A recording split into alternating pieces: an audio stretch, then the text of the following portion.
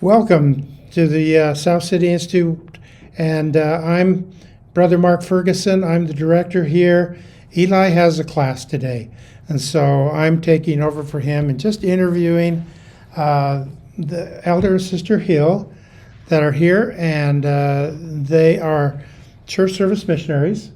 But this semester, I asked them if there was a class they would like to teach, and they found a class. So which class is it that you teach? I teach the Women in the Scriptures class.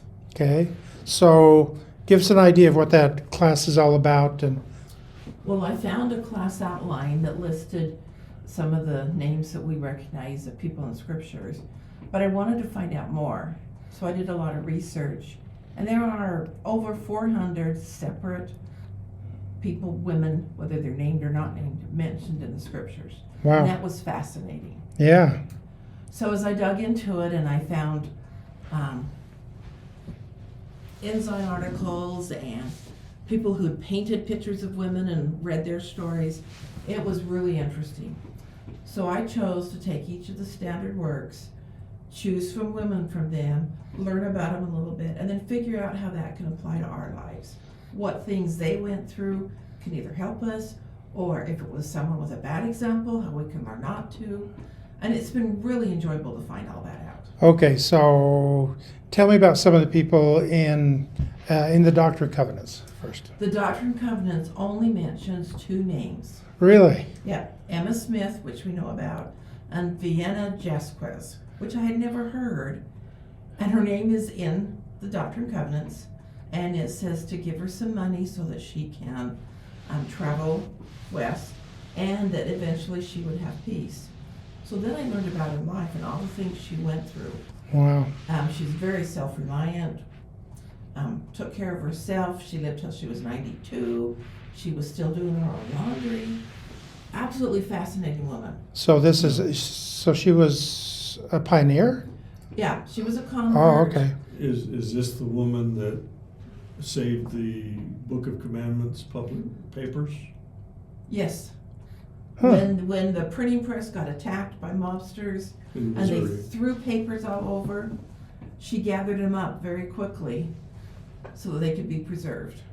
Wow. That's Fascinating life. Yeah. Okay, so we've done Doctrine and Covenants. How about Old Testament? Old Testament is filled with women examples. Both good and bad, right? So, Yes, both ways. Yeah. And so I just gathered a lot of information on them, and I've gathered more than I could present. So I got to choose which examples I want the most. So what have you found? What's the most interesting find that you've made? Wow. Lynn, you can help too. Yeah. I I mean, there's Deborah and there's Ruth and Hannah and all of those. I think the most startling find is the number of women that actually do appear in the Scriptures, where they seem to be silent otherwise, but yet there are many of them, and we can learn from their examples, good and bad. And it kind of seems that that's what the Lord wants us to do. Yeah. The covenants and things like that aren't just for the men, but in It's the men and women. yeah. I found in history, a lot of times when they say man or men, they're meaning man and woman. Right. But it was interesting to pull out lots of examples for it. So, that's exciting. Okay, so we've got the New Testament. We did Old Testament. We got to do New Testament. So, Did you know there are 5 different women named Mary in the New Testament? wow. Okay. Sorting all that out was very interesting. All right. So we know Mary, the mother of Jesus, and Mary from Magdala. And who are the other You've ones? got Mary and Martha. Oh, okay. Yeah. You've got a Mary from Bethany, and you've got a Mary who was the mother of, I can't remember right Is it now. James and John? I think so. Oh, okay. Wow.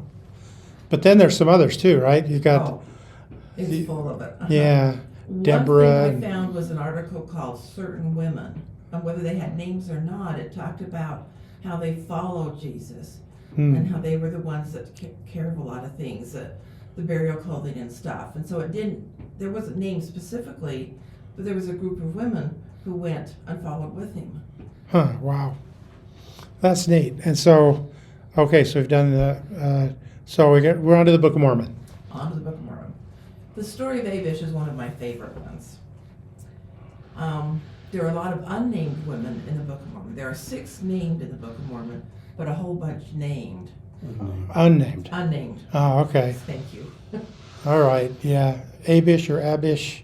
There's even one of the camps, or I guess several of the camps, the girls' camps around the United States that have it as one of their name. Right. Little interruption there. There was in the camp of Moriantum, I think, he beat this slave girl, and she ran to the Nephite camp, and that's how they knew what was going on. So she was able to help them find out ways to win that battle at that time. Wow. Okay. I had never thought of that before in the Book of Mormon. So there's one left. Pearl of Great Price. There are the ones that's already mentioned in the Bible.